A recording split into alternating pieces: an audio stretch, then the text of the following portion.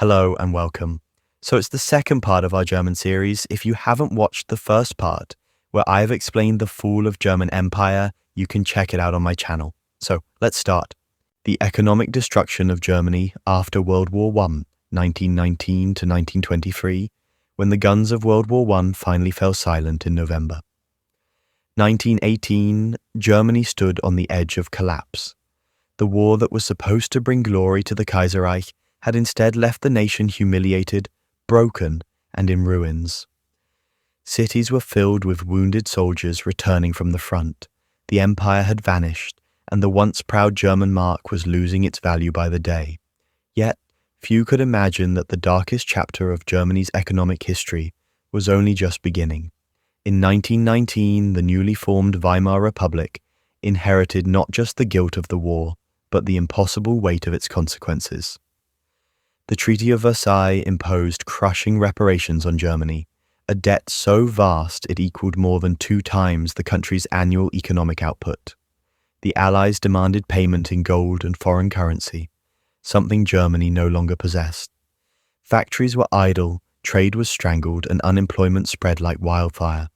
The German people felt betrayed, first by their leaders and now by the world. The German mark, once among Europe's strongest currencies, began its deadly descent. At first, inflation seemed manageable, a few extra marks here, a higher price there. But by 1921, the government, desperate to pay reparations and support its citizens, began printing money at an uncontrollable rate. The printing presses in Berlin never stopped. Every day, new banknotes flooded the streets, and every day their value dropped further. By 1922, prices doubled every few days. Savings that families had kept for decades turned worthless overnight. Shops could no longer set prices fast enough. Workers were paid twice a day because, by the evening, their wages were already worth less. Housewives rushed to markets with baskets full of banknotes to buy bread before prices changed again. People used money not to save, but to burn for warmth, because it was cheaper than firewood. What had once been one of Europe's most advanced industrial nations was now trapped in a surreal nightmare of paper wealth and real poverty. Industries collapsed under the chaos. Foreign investors lost trust in Germany, and without international trade or investment, production slowed to a crawl. The Ruhr Valley, Germany's industrial heart, became a battleground of economic and political power.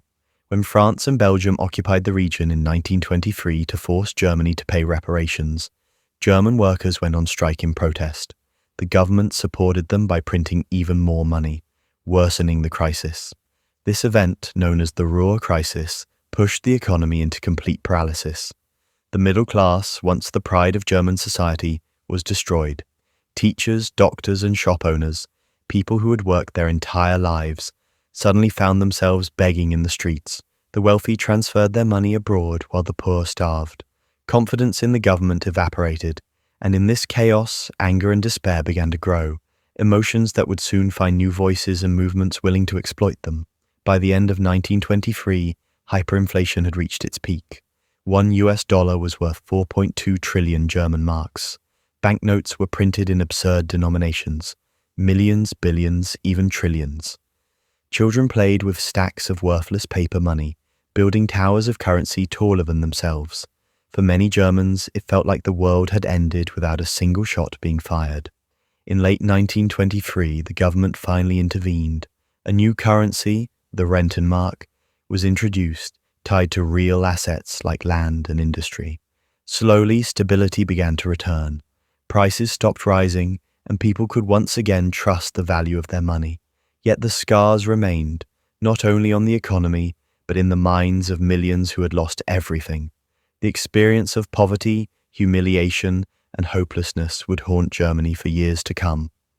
The hyperinflation crisis of 1919 to 1923 wasn't just a story of failed economics. It was the story of a society torn apart.